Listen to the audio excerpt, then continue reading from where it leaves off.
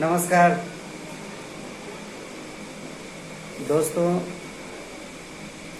इस वीडियो के माध्यम से हम बात करने वाले हैं नालंदा के 11 वर्षीय सोनू के विषय में।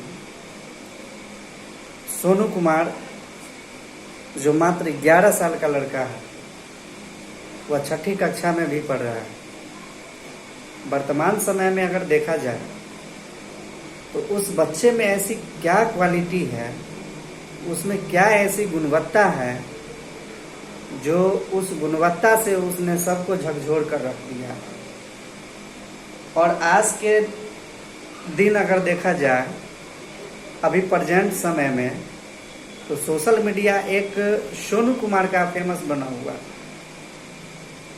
इसका मतलब है कि सोनू कुमार एक प्रेरणा देता है कि भाई हम सब एक सिस्टम में जुड़ें और इस सिस्टम से हम अपने बिहारों को सुधारें, बिहार के युवाओं को, बिहार के बच्चों को, बिहार के अभिभावक को एक सुंदर सा भविष्य की ओर गढ़ने का काम करें। तो मैं जब उस वीडियो को देखा तो ऐसा लगा कि भाई ये कोई आसमान से उतरा हुआ परिंदा तो नहीं। ये 6 वर्ष क्या बोलते हैं, 6ठी कक्षा में पढ़ने वाला स्टूडेंट जो 6ठी कक्षा में पढ़ रहा हो और वह 5वीं कक्षा तक के बच्चों को भी पढ़ा रहा है। आश्चर्य की बात है, इतना आश्चर्य की बात है। अब देखिए, समाज में अभी 5वीं 6ठी कक्षा के बच्चों को कुछ आता ही नहीं है। वो छोड़िए, आप ये देखिए कि 5वीं 6ठी कक्षा के बच्चों को आप पढ़ने के प्रति वो जागरूक है नहीं है। आप इस उम्र के बच्चों को देखिएगा तो बड़े बड़े जहाँ पे साउंड बजते हैं, बड़े बड़े लाउड स्पीकर टंगे हुए होते हैं, बजते रहते हैं, वहाँ पे जाके नृत्य करते हैं, डांस करते हैं, भोजपुरी गाने के फैंस बने हुए।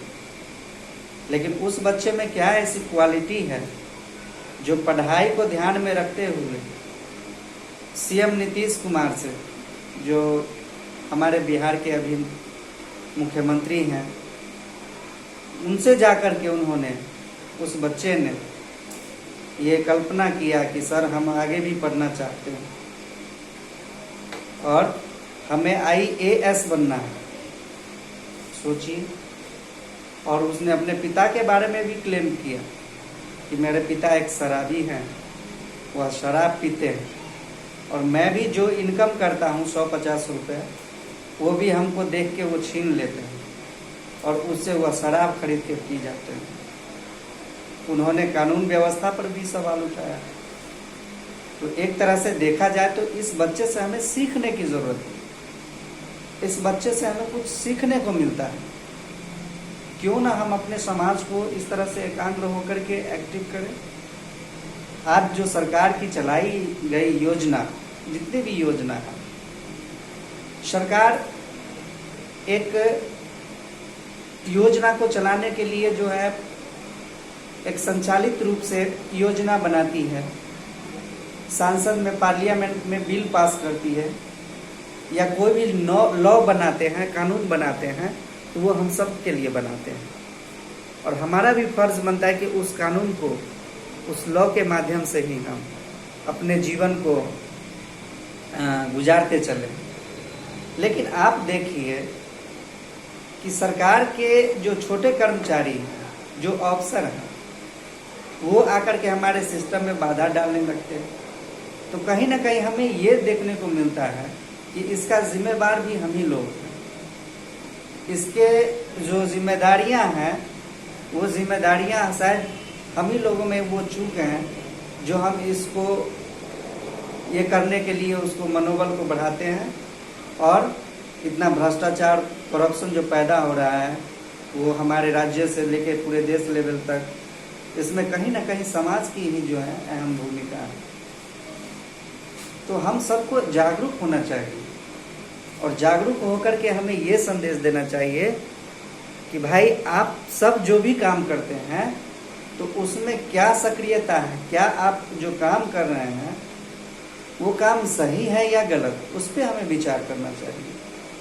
और सीखिए उस बालक से जो 11 वर्ष की आयु में हम सबको, माने हम सबको एक तरह से कहिए तो वो पिरो के रख दिया। सच पूछिए, हम तो उसके बड़े फैंस हो गए।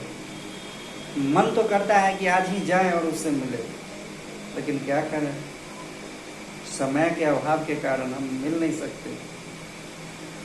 लेकिन कोशिश है हमारी कि किसी दिन ज़रूर मिलूंगा उस बालक से। आप सभी उस बालक से कुछ सीखिए और समझिए।